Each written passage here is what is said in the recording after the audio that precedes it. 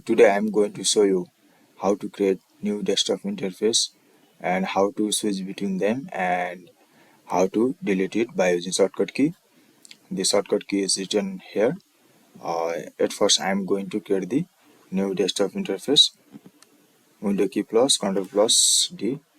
By using this shortcut key I have created the new interface, and if I want to switch between them then I can use the another shortcut key, that is window key plus Ctrl plus left arrow to switch to the left side. And if I want to switch to the right side then I can use the window key plus Ctrl plus right arrow. And now I'm going to switch to the left side, then I can use the window key plus Ctrl plus left arrow.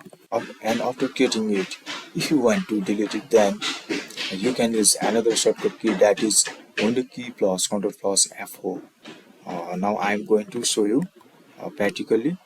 Now I'm using the window key plus Ctrl plus F4 to delete it. See here, I have deleted it. Hope this lesson is useful for you.